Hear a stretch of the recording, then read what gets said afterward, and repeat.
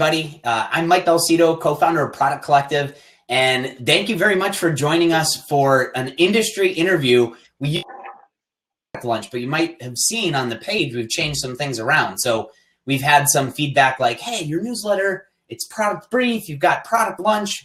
I know you guys as you put on the industry conference. And we're like, okay, so we're starting to use industry more, so you'll start to see that. But if this is the first time you're joining us, all of that will pretty much be irrelevant. But I'll let you know what's ahead for this session. Basically, twice per month, we meet up with product leaders and we talk about topics that are relevant to product people. So I'm really excited for today's session. Obviously, you can already see Claire Vo of Optimizely. So I'm excited to get into the discussion with Claire. Before I do, I just wanted to make a quick announcement that we will be soon announcing the last speaker joining us for the European edition of Industry, which Industry is the conference that we put on, used to be once per year in the fall in Cleveland, Ohio. And we're already planning for that. We'll have about 1,000 people with us this October. But at the end of April, we'll be going to Dublin, Ireland. And this is the first European edition of Industry, which we're really excited about. Have all sorts of people from former years joining us, like Bob Mesta, John Vars. They did really well in the past at Industry, so we're excited to bring them back.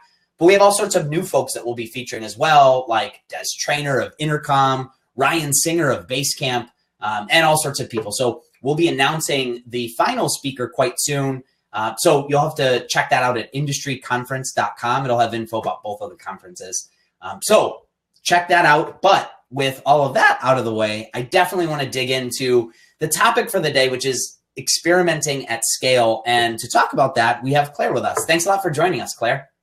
Yeah, thank you for having me. So I have all sorts of questions for you because this is a topic I love. I definitely don't feel like I'm an expert at it, though. So these questions are coming definitely out of curiosity as a product person. And by the way, if you're tuning in for this and you have questions for Claire, there's a little section called Ask a Question.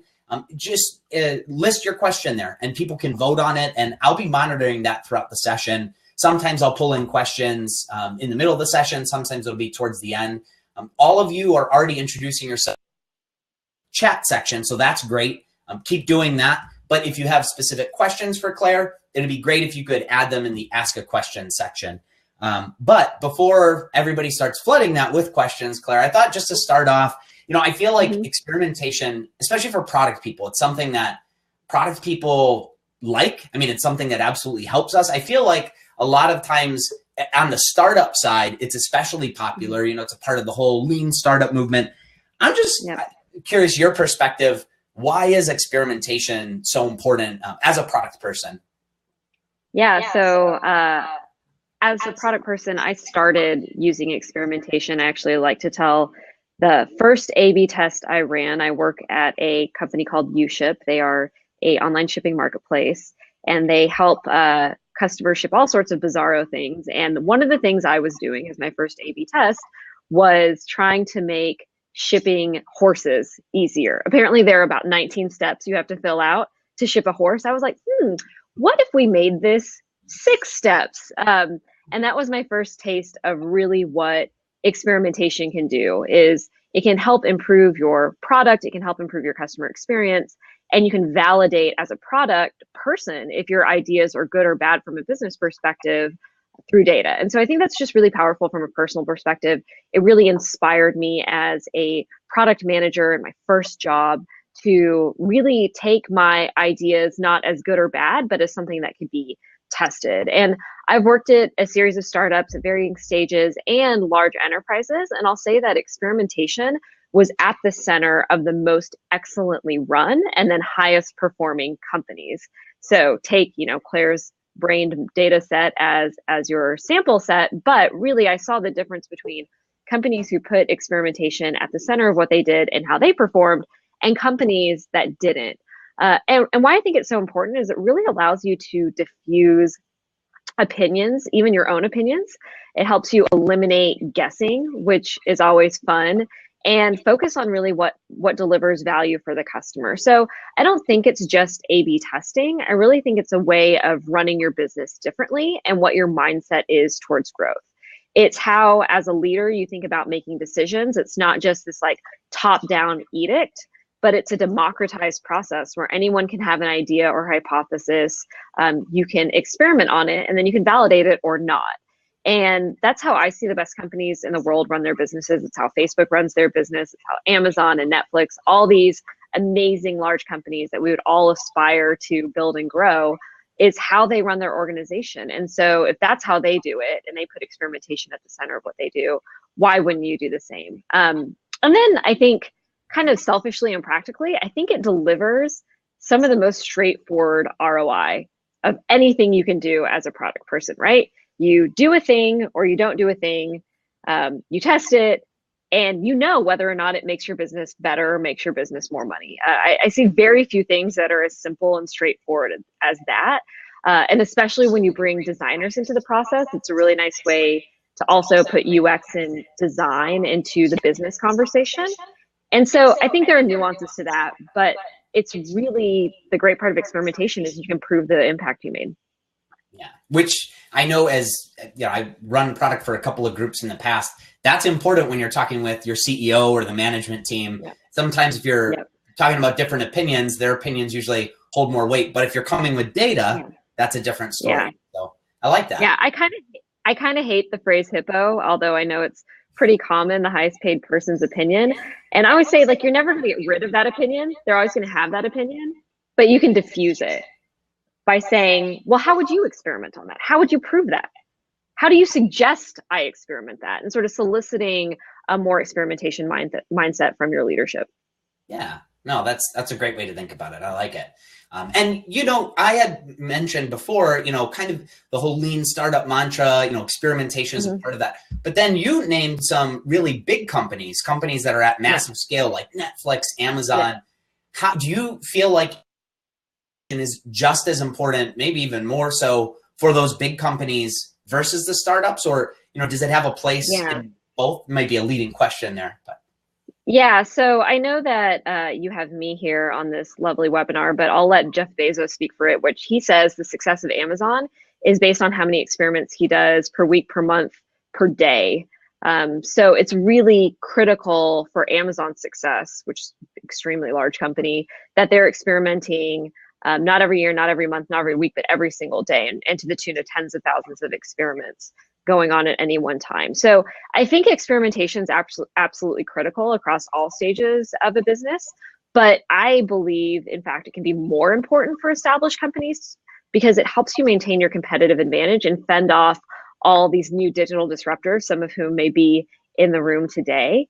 And then I think the other thing is larger companies can get stuck in the way things always have been done, right? So you kind of have this stagnation, and experimentation can jolt those teams out of kind of the way business is already operated and open up some pretty exciting opportunities. That's great. Well, let me ask you this then. How does it differ? When you're that startup where it's just 2 or 3 of us in a room, we're just at a very stage, we don't really have customers, versus I don't know how many customers Amazon and Netflix has. It's probably in the hundreds of thousands, how maybe more than that. So how does it differ when you're at that scale stage? Yeah, so I don't know if the audience knows this, but I joined Optimizely about a year ago through the acquisition of my company, which was about 4 people at the time the company was acquired. So I have very recent, early stage startup experience. And so know that process of, trying to figure out product market fit. What is this business we're actually building? And I think startups have a lot more flexibility in what they can experiment with.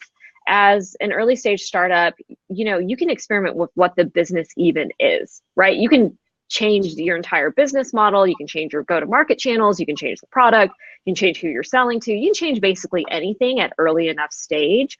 So that's really exciting. You can do some pretty big things. On the downside, most startups don't have as much traffic or sample points, so they might not be able to reach the testing velocity that larger companies can reach. I think larger companies have less flexibility on what they can experiment because the outlines of that business are a lot more firm. They can, that being said, I think, companies like Amazon experiment with entirely new products, entirely new channels every day. So it's possible to do bigger things. But the positive benefit for larger companies is they have more traffic, So they have the opportunity to do tons of testing. So their testing velocity is really high. On the downside, they need better governance and oversight because a lot more people get involved, a lot more money is involved, and people really need insight into what's being tested where. Legal gets involved, executives get interested, there are stakeholders that are your peers, the board might even ask about it. And so you have to do all this orchestration across your organization that can get pretty complicated. So for large companies, they get that right. It's very valuable, but that is complex. And do you, well, because I can empathize with the product people on that side. I went from very, kind of that 4-person startup to a company, many employees, so to speak, but we had millions of users and there's a lot of money coming through the system. So it was, when I would come up with ideas for experimenting, it was like, this is pretty risky, Mike. I don't know that we can really do this. I guess what advice would you have for somebody like me, like if I were to rewind back a few years, where I know this is a good thing, I know this can help the company, but there is that trepidation because there is more risk involved when, you're at a higher revenue stakes, there's more people using the system. Do you have any advice for people that are at that point? Well, it's so fascinating to me because I think that not experimenting is riskier. Actually, I worked at some, I'll say unnamed, very, very large company. And I was told, you know what, Claire, you're really too obsessed with testing and you need to make decisions from your gut. And I was like, oh my gosh, I don't think this company is going to go in the right direction. That seems extremely risky. Like, I think I'm pretty smart, but I don't think we should be, betting the company on my guess. So I think not experimenting is riskier. And I think you can paint that portrait for your executive or leadership team pretty easily. I know tons of companies that have launched new products. They've done redesigns. They've even done little tweaks that have lost them millions and millions of dollars. So with a test, if it performs poorly, or maybe you do like a monitored feature rollout, you can pull the plug really quickly. So you can say, oh, I'm monitoring the data. This is actually doing work. Let's turn it off. And so you can avoid most of the downside. It's much harder to undo a bad decision if you don't have that infrastructure or that experimentation culture in place, right? Because the new decision's set, it's usually technically implemented. People haven't ever thought of like pulling the plug and rolling it back based on data. And so you end up losing a lot more with not experimenting. That being said, I think it's fair to say that experimentation, people make mistakes, people launch experiments that lose. And that's where I think governance and oversight really come into play.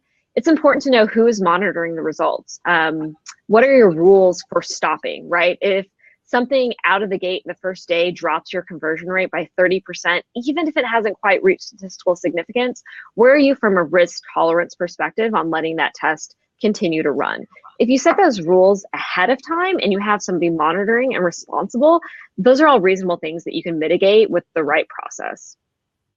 So that I was just going to ask, like when you say governance, that's kind of what you really mean is having those set of rules and just somebody making sure that you could, hey, we're either hitting this or we're not. Is that right? Yeah. Yeah. And you have visibility into it, right, across the organization. And so you know what's running, you know where, you know what the rules are, you know who's responsible.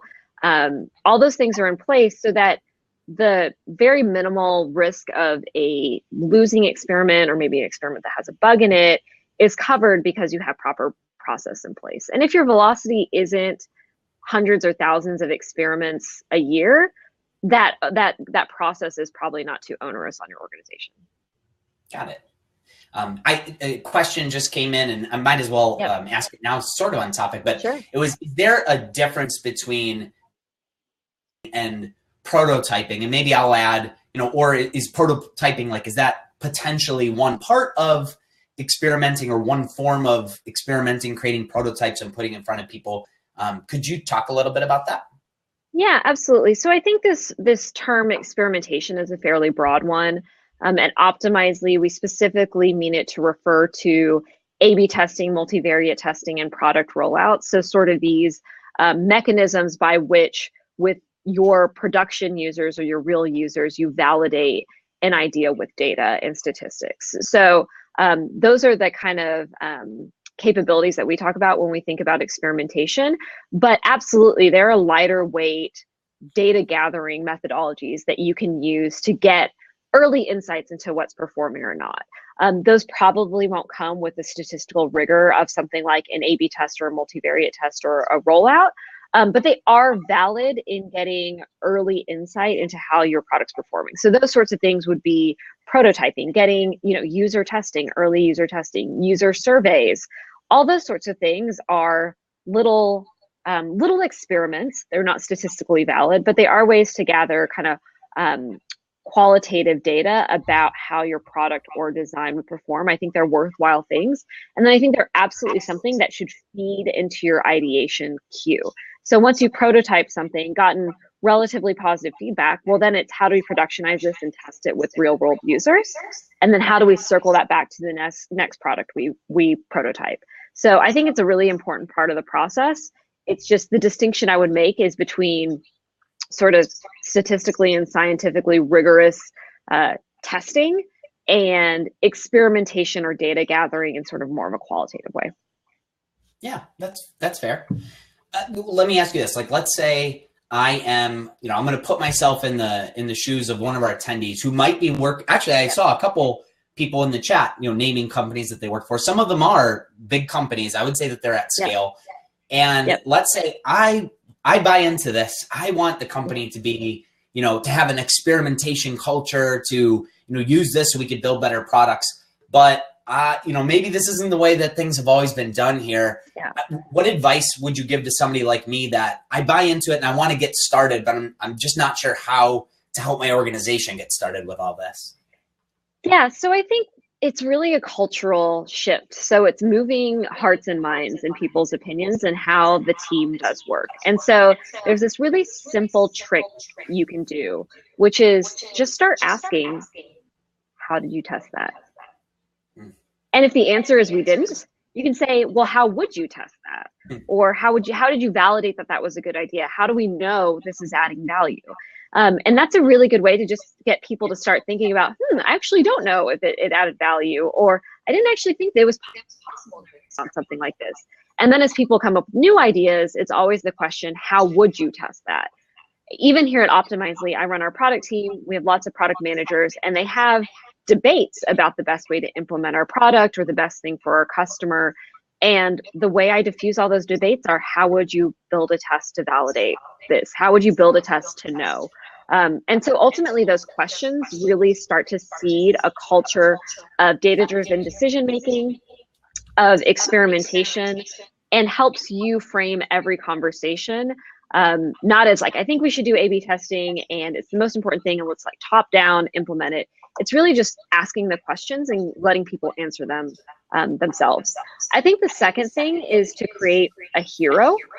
So who in your organization, and it could possibly be you, will champion experimentation, socialize it, eventually be like the VP of experimentation? Who's going to be that one person that you're going to raise up in the organization and say, this person is responsible for, is going to always talk about experimentation? If it's you, you need to start owning that title and asking your boss, your peers, your colleagues for what you need, and then getting resources and visibility. I think if you have that one person that really cares about it, it can take the organization pretty far. And then this is pretty tactical, but I think start with low risk experiments. It's always the ambition of a brand new product person to come into an organization and say, A/B testing, and I'm going to do the most complicated, crazy thing. And one of two things happen. It takes forever and people are too scared of it and never gets tested. Or it's neutral, like it's an inconclusive test. And this is kind of the worst outcome for a first experiment. You spend lots of time on it and you don't have, I think you have stuff to show from inconclusive tests, but from an outsider, you don't have anything to show. So I'm always like, what could be a low risk, almost win-win experiment you can run? And this is my pro tip. Try to capture emails where emails aren't being captured. So if you have a web page and you have a newsletter, do an exit intent to capture emails. You're going from 0 emails captured because there's no path in it to some emails captured because there's a path to it.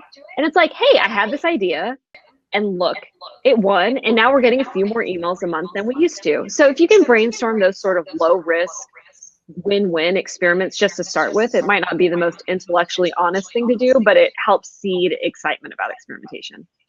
Yeah, I like it. It gets everybody's feet wet, it sounds like. Yeah. Makes a lot of sense. I like that. I had another question come in that might as well. And it's, how do you deal with prioritization when you have tests and we're trying to figure out what's right, to do. That's why we're doing the tests in the first place. Mm-hmm. But you also have a product roadmap and you have to execute on your roadmap. How do you sort of manage, or do both sort of, are you managing both at the same time, or are they one and the same sort of? Maybe you could talk a little bit about that. Yeah. So my question is, why is your product roadmap any different from your experimentation roadmap, right? You're rolling out new product, you're making product enhancements. Why aren't you testing those to validate that they're adding the value that you intend for them to add, right? If you have a list of products you release without testing and then incremental tests you do on the side, that's not a true culture of experimentation. That's saying you're doing A/B testing, but you're ignoring the stuff that has big impact. So I would say really every product that you launch should be a test. Or you should at least launch versions of your products to test to get to the most enhanced optimal customer experience. So to me, those things should be one and the same. That's why we recommend that companies use both kind of UI, UX, front-end design type of testing, as well as deep in their technical stack, integrating an A/B testing solution or an experimentation solution that allows them to experiment with products. And that you demand that your product managers and your engineering team roll out everything as an experiment. I can already picture you at the roadmap meeting. If somebody presents them the roadmap, it's like, well, has this been tested though? So it's like, oh my gosh, I say it 6 times a day. Validated, right? Yeah, I mean, it's tough because there's product managers say, well, this is the right thing to do. Or are we really not going to do this feature? And that's not the point. The point is we should use experimentation to say, we did this feature, we intended for it to move this metric, and it did or it didn't. And you need to know that information to become a better product manager. So I insist that everything is an experiment, and I recommend everybody else does too. Yeah. How about, I know you're at Optimizely now, and Optimizely, this is like the lifeblood of the company. It's all about experimentation. Yeah. You're helping companies do this. So I imagine you've seen things that have worked really well, but also things that haven't worked really well. I'm wondering, maybe you could talk about some of those things. Maybe there's a story that stands out that is a highlight, or maybe mistakes you've seen along the way that will probably be useful for all of us to know so that we can avoid doing those same things. Yeah, so there are 3 things I think about, big mistakes that people make when they're scaling experimentation. The first is not resourcing it. So, when you're running 1 or 2 experiments per month, it's really easy for half of a product manager to consider it their job. But if you never add resources, if you never give a dedicated developer or a dedicated program manager, it's never going to scale, and you're going to be leaving a lot of opportunity on the table. So I see teams under-resource experimentation or not resource at all. The second thing I see is not maintaining discipline and velocity. People will run tons of experiments for 6 months in a row and then stop for 3 or 4 months, and then run again for 2 months and then stop for a month. And because of the compounding effects of positive experiment results, you really have a lot of opportunity cost in not running experimentation. So at scale, I think you should be running an experiment every day. If you're not, you have a problem. And then finally, you asked for a story. I think not socializing and sharing results is such a huge miss. The wins from an experimentation program are not just the 30% increase you got in your conversion rate or the 10% lift in revenue. It's what did you learn? And often those results and those learnings are kept kind of, in the best case, in a spreadsheet or wiki, and in the worst case, in someone's brain. And so I went into a customer when I was running my company a couple of years ago, and I said, okay, great, you've run 250 experiments last year. That's amazing. Could you give me a download of like what were the best tests, worst tests, what happened, wins, loss, all that stuff? And they said, well, Joe knows. I was like, you better hope Joe doesn't get hit by a bus, because that is a lot of value floating around in Joe's head that you can't share, that you can't spread across the organization. And so I think it's really important to create a repeatable system for managing experimentation results so that it can be shared across the organization. You can maximize value. Yeah, that's great. Well, thank you for sharing that. I appreciate it. Yeah, of course. I'm going to take one more question from the audience, and then I have just one question to close things out. But it's, there might be some times where you're working on say it's a new feature, but that you don't necessarily want everybody to know about quite yet, or something that maybe is a little bit secret on your end. Are there ways to test and experiment with things like that when you're trying to not let the word get out about something in particular? Or how do you sort of weigh that? That's really interesting. I